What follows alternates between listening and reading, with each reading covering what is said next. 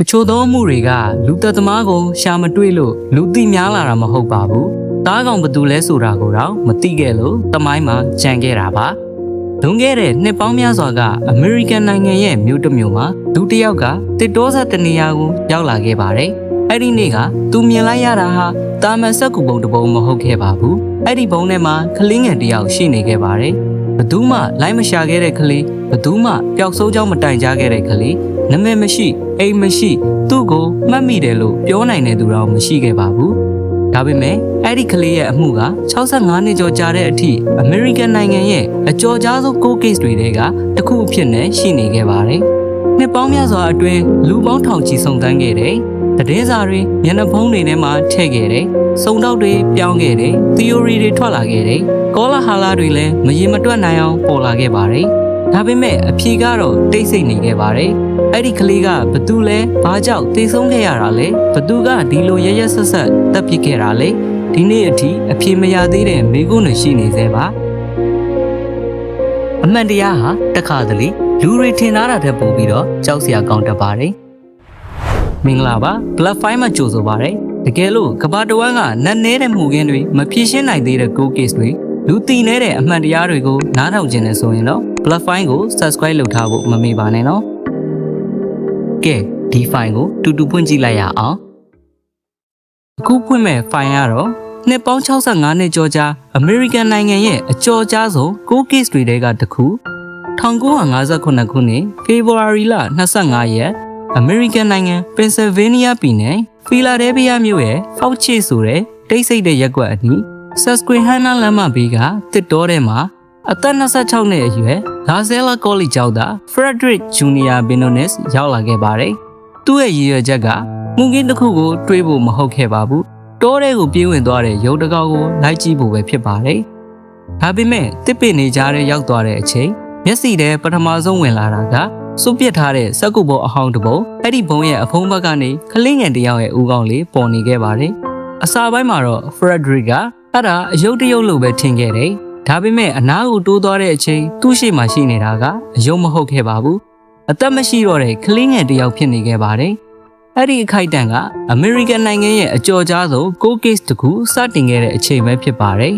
Frederick Jr. Benones အဲ့ဒီနေ့ကသူမြင်ခဲ့တာကိုချက်ချင်းရဲကိုအကြောင်းမကြားခဲ့ပါဘူးဘာကြောင့်လဲဒီမိကွန်းဟာနောက်ပိုင်းမှာလူတော်တော်များများသိကျင်ခဲ့တဲ့မိကွန်းတစ်ခုဖြစ်လာခဲ့ပါတယ်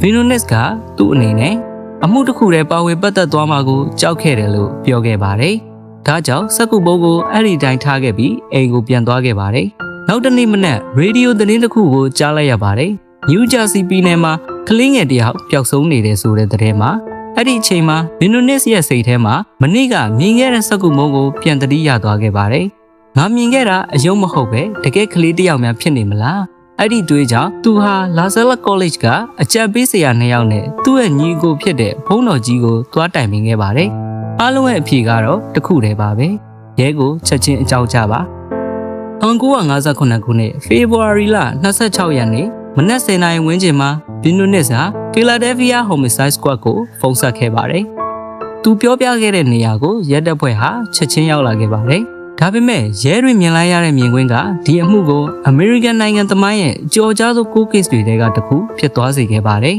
။ဖုန်းခေါ်ဆိုမှုရပြီးမကြာခင် Philadelphia ရဲတပ်ဖွဲ့ဟာ Susquehanna လမ်းမအနီးကတစ်တောစီကိုအလင်းအမြန်ရောက်လာခဲ့ပါတယ်။အစပိုင်းမှာတော့ဒီအမှုဟာတာမန်စွပ်ပစ်အလောင်းတစ်လောင်းပဲဖြစ်မယ်လို့ထင်ခဲ့ကြပါတယ်။ဒါပေမဲ့စက်ကူဘုံရဲ့အဖုံးကိုဖွင့်လိုက်တဲ့အချိန်အဲ့ဒီထင်မြင်ချက်ကချက်ချင်းပြောင်းလဲသွားခဲ့ပါတယ်။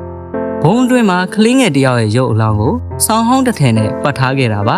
ကလေးမှာအဝတ်အစားတစ်စုံတရာမရှိခဲ့ပါဘူးသူ့ကိုဘသူလဲဆိုတာဖော်ပြနိုင်မဲ့မှတ်ပုံတင်အယုတ်စာရွက်ဘာတစ်ခုမှကြံမနေခဲ့ပါဘူး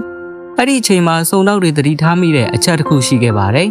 ဒီကလေးကိုအလင်းစလုံးစုပစ်ထားတာနဲ့တော့မတူပါဘူးတယောက်ယောက်ကသူ့ရဲ့တဲလုံစားအားလုံးကိုတမင်ဖျောက်ဖျက်ထားသလိုမြင်နေရပါတယ်အဲ့ဒီအချိန်ကနေစပြီးရဲတပ်ဖွဲ့ဟာဒီကလေးကဘသူလဲဆိုတဲ့မိကွန်းကိုဖြေရှာဖို့အချိန်နဲ့တပြေးညီစူးစမ်းခဲ့ပါတယ်။ဒါပေမဲ့သူတို့မသိခဲ့တာကဒီမိကွန်းရဲ့အဖြေကိုရဖို့65နှစ်ကျော်စောင့်ရလိမ့်မယ်ဆိုတာပါပဲ။ Crime Sense ကိုလုံခြုံရေးကြိုးတွေတားဆီးလိုက်ပြီးရဲတပ်ဖွဲ့ဟာတဲလိုစားတစ်ခုမကြံအောင်စတင်ရှာဖွေခဲ့ပါတယ်။ဘုံအတွင်းမှာရှိနေတဲ့ကလေးငယ်ကိုကြည့်လိုက်တဲ့အချိန်စုံတောက်တွေတတိထားမိတဲ့အချက်ကဒ ဒီအမှုဟာတာမန်ကလေးပျောက်ဆုံးမှုမဟုတ်ဘူးဆိုတာကိုချက်ချင်းပြောပြနေခဲ့ပါတယ်။ကလေးငယ်ဟာအသက်4နှစ်ကနေ6နှစ်ကြာရှိမယ်လို့ခန့်မှန်းခဲ့ကြပါတယ်။သူ့ရဲ့ခန္ဓာကိုယ်မှာအာဟာရချို့တဲ့နေတဲ့လက္ခဏာတွေကိုလည်းဆရာဝန်တွေတွေ့ရှိခဲ့ပါတယ်။ဒါအပြင်အကြမ်းဖက်ခံရတဲ့သဲလိုစားတွေကိုပါဆေးစစ်ချက်ကဖော်ပြနေခဲ့ပါတယ်။ဒါပေမဲ့ရဲတပ်ဖွဲ့ကိုပိုပြီးအံ့ဩစေခဲ့တာကတခြားတစ်ချက်ပါ။ကလေးရဲ့သပင်ကိုမကြသေးခင်ကပါညှက်ထားသလိုလက်သေးတွေကိုလည်းတည်တည်သက်သက်ညှက်ထားတဲ့အနေအထားမျိုးတွေ့ခဲ့ရပါတယ်။ဒီအချက်ကဒီကလေးကိုတယောက်ယောက်ကမသေးဆုံးခင်အထိအနီးကပ်ဆောက်ရှောက်နေခဲ့တာလားဆိုတဲ့မိကွန်းကိုစုံတောက်တွေရဲ့စိတ်ထဲစတင်ပေါ်လာစေခဲ့ပါတယ်။ဒါပေမဲ့အဲ့ဒီလူကဘသူလဲ။ဘာကြောင့်ကလေးကိုဘသူမှမသိတဲ့နေရာမှာတယောက်တည်းထားခဲ့တာလဲ။အဖြေကတော့အခုထိတိတ်ဆိတ်နေသေးပါ။ရဲတပ်ဖွဲ့အတွက်ဒီအမှုရဲ့ပထမဆုံးတာဝန်ကလူသက်သမားကိုရှာဖို့မဟုတ်သေးပါဘူး။အရင်ဆုံးဒီကလေးကဘသူလဲဆိုတာကိုသိဖို့လိုနေခဲ့ပါတယ်။ဒါကြောင့် crime scene မှာတွေ့ရတဲ့တဲလူစားတိုင်းကိုတစ်ခုချင်းစတင်စစ်ဆေးခဲ့ကြပါတယ်။အဲ့ဒီထဲမှာစုံတောက်တွေရဲ့အာယုံကိုအများဆုံးဖန်ဆားနိုင်ခဲ့တာကတော့စက္ကူပုံတစ်ပုံ။ဒါဟာတာမန်စက္ကူပုံမဟုတ်ပါဘူး။ JC Penny ကကလေးအိယာဘက်စနက်ထည့်ရောက်တဲ့မူရင်းပုံဖြစ်နေခဲ့ပါတယ်။ဘုံပေါ်မှာထုတ်လို့ရဲ့အမှတ်သားတွေတင်ပို့တဲ့အချက်လက်တချို့ကျန်နေသေးတာကြောင့်ရဲတွေဟာဒီဘုံရဲ့ခရီးစဉ်ကိုပြန်လိုက်ဖို့အဆုံးဖြတ်ခဲ့ကြပါတယ်။စုံစမ်းမှုကဖီလာဒဲလ်ဖီးယားမြို့ကနေအယောင်ဆိုင်တွေအထိဇက်တိုက်ရောက်သွားခဲ့ပါတယ်။ဒီဘုံကိုဘယ်ဆိုင်ကရောင်းခဲ့တာလဲဘသူဝယ်ခဲ့တာလဲငွေသားနဲ့ဝယ်ခဲ့တာလားမှတ်တမ်းတွေကျန်နေခဲ့သလားအဖြေတိုင်းကိုလိုက်ရှာခဲ့ကြပါတယ်။တစ်ဖက်မှာလည်းဖီလာဒဲလ်ဖီးယားရဲတပ်ဖွဲ့ကမြို့တစ်မြို့လုံးကိုအကူအညီတောင်းခဲ့ပါတယ်။ကလေးရဲ့မျက်နှာကိုပြန်လည်ပြင်ဆင်ထားတဲ့ဓာတ်ပုံနဲ့ပိုစတာတွေရိုက်နှိပ်ခဲ့ပါတယ်။သတင်းစာတွေစတိုးဆိုင်တွေဘူတယုံတွေလမ်းမတွေပေါ်မှာဒီကလေးရဲ့မျက်နှာကိုလူတိုင်းမြင်လာကြပါတယ်။ပိုစတာတန်းနဲ့ချီမြို့အနှံ့ဖြန့်ဝေခဲ့ပေမဲ့အန်ဩစရာကောင်းတာကဘသူမှဒီကလေးကိုကျွန်တော်သိတယ်လို့မပြောခဲ့ပါဘူး။ဒီလိုနဲ့ရဲတပ်ဖွဲ့ရဲ့စုံစမ်းစစ်ဆေးမှုဟာတပြေးပြေးလမ်းပြောက်စပြုလာခဲ့ပါတယ်။ဒါပေမဲ့အဲ့ဒီချိန်မှာဘသူမှမထင်ထားတဲ့သက်သေတစ်ခုကနှစ်ပေါင်းများစွာအကြာမှာပြန်ပေါ်လာဖို့စောင့်နေခဲ့ပါတယ်။ရက်တွေတရက်ပြီးတရက်ကုန်ဆုံးသွားခဲ့ပါတယ်။ဒါပေမဲ့ဒီကလေးကဘသူလဲဆိုတဲ့အဖြေကိုဘသူမှမပေးနိုင်ခဲ့ပါဘူး။ဖီလာဒဲလ်ဖီးယားရဲတပ်ဖွဲ့ဟာဒီအမှုကိုမြို့တစ်မြို့လုံးရဲ့အရေးပေါ်အမှုတစ်ခုဖြစ်သတ်မှတ်ခဲ့ပါတယ်။ကလေးရဲ့မျက်နှာကိုပြန်လည်ဖန်တီးထားတဲ့ဓာတ်ပုံတွေနဲ့ပိုစတာပေါင်း4သိန်းကျော်မြို့အနှံ့ဖြန့်ဝေခဲ့ကြပါတယ်။စာတိုက်တွေဘတ်စကားဂိတ်တွေဆေးရုံတွေကျောင်းတွေလူမြင်နိုင်တဲ့နေရာတိုင်းမှာဒီကလေးရဲ့မျက်နှာကိုကတ်ထားခဲ့ပါတယ်။ဒီကလေးကိုတယောက်ယောက်ကများမှတ်မိကြလား။ဒါပေမဲ့ရက်သက်တစ်ပတ်တွေကုန်သွားတယ်လတွေကုန်သွားတယ်တယောက်ကမှဒါငါတို့ကလေးပါလို့ရှေ့ထွက်မလာခဲ့ပါဘူး။ဒီအချက်ကစုံတောက်တွေအတွက်ပိုပြီးကြောက်စရာကောင်းလာခဲ့ပါတယ်။ကလေးတယောက်ပျောက်သွားတယ်ဒါပေမဲ့ဘသူမှမရှာဘူးဘသူမှမတိုင်ဘူးဘသူမှမေးတော့မမေးခဲ့ပါဘူး။အဲ့ဒီချိန်ကစပြီးဖီလာဒဲလ်ဖီးယားတစ်မြို့လုံးကဒီကလေးကိုနာမည်တစ်ခုပေးလိုက်ပါတယ်။ America's Unknown Child အဲ့ဒီနာမည်ကနှစ်ပေါင်း65နှစ်ကြာတဲ့အထိသူနဲ့အတူရှိနေခဲ့ပါတယ်။နှစ်တွေကြာလာခဲ့တယ်။ဖီလာဒဲလ်ဖီးယားမြို့ကလူအများစုအတွက်ဒီအမှုဟာအဖြေမရှိတဲ့case တွေထဲကတစ်ခုဖြစ်လာခဲ့ပါတယ်။ဒါပေမဲ့လူတစ်ယောက်ကတော့ဒီ file ကိုမပိတ်ခဲ့ပါဘူး။သူ့နာမည်က Remington Bristow ပဲဖြစ်ပါတယ်။ Bristow ဟာPhiladelphia Medical Examiner Office မှာအလုပ်လုပ်ခဲ့တဲ့သူတစ်ယောက်ဖြစ်ပါတယ်။တခြားလူတွေကဒီကလေးဟာနာမည်မသိတဲ့ကလေးတစ်ယောက်သာဖြစ်နိုင်နေပေမဲ့ Bristow အတွက်ကတော့သူဟာနာမည်တစ်ခုရဖို့မိသားစုတစ်ခုရဲ့အဖြေကိုရဖို့စောင့်နေခဲ့တဲ့ကလေးတစ်ယောက်ဖြစ်ခဲ့ပါတယ်။နှစ်ပေါင်းများစွာသူဟာရရှိနိုင်တဲ့သဲလွန်စားတိုင်းကိုပြန်ကြည့်ခဲ့ပါတယ်။သတင်းစာတွေမှတ်တမ်းတွေဖြစ်နိုင်ခြေရှိတဲ့အချက်အလက်တွေအကုန်လိုက်ရှာခဲ့ပါတယ်။ဒါပေမဲ့ဒီအမှုမှာအခက်အခဲဆုံးအရာကလူသက်သမားကိုရှာဖို့ထက်အရင်ဆုံးဒီကလေးကဘသူလဲဆိုတဲ့မေးခွန်းပဲဖြစ်နေခဲ့ပါတယ်။နှစ်တွေကြာလာတဲ့အခါ theory တွေတစ်ခုပြီးတစ်ခုပေါ်လာခဲ့ပါတယ်။တချို့ကဒီကလေးဟာတနေရာရာကပျောက်ဆုံးသွားတဲ့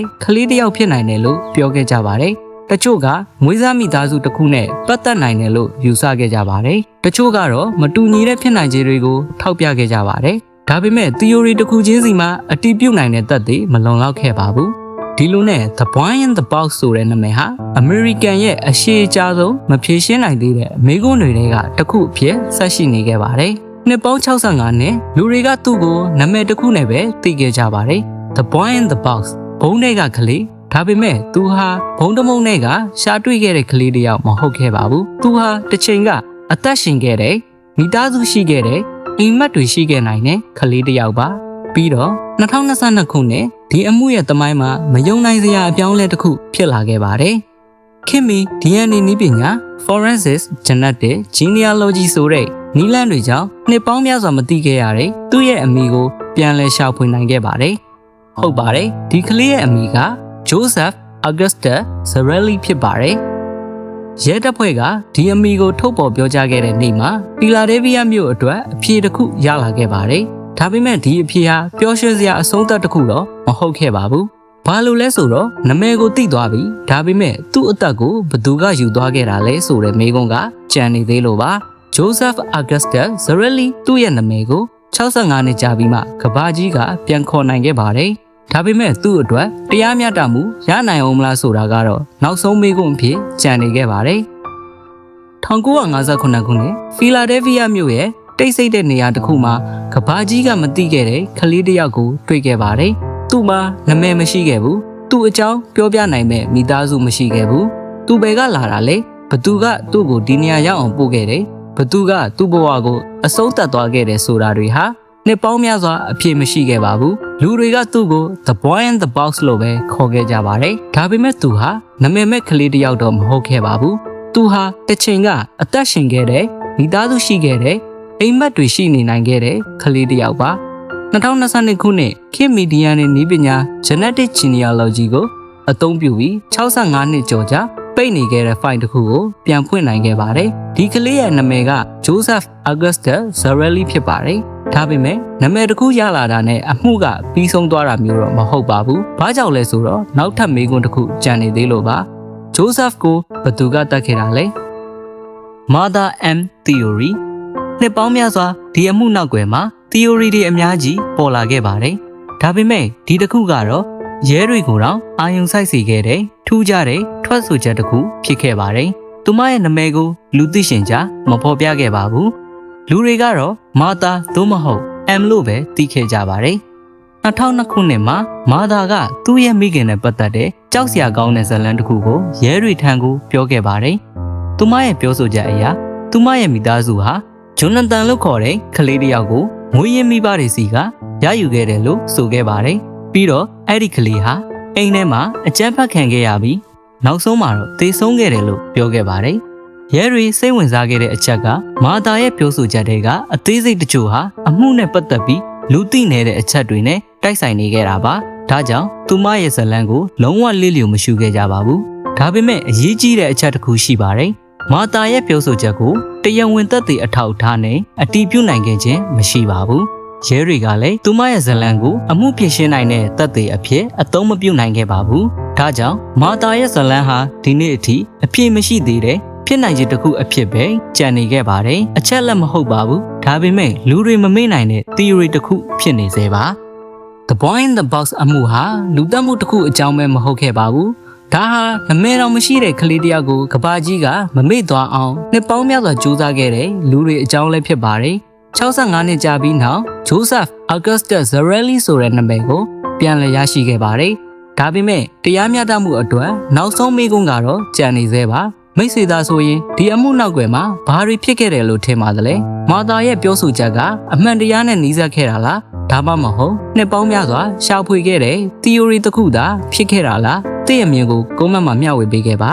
ဒီအမှုရဲ့ file ကိုဒီနေရာမှာပဲပိတ်လိုက်ပါပြီဒါပေမဲ့အမှန်တရားကိုတော့ဘယ်သူမှပိတ်လို့မရပါဘူး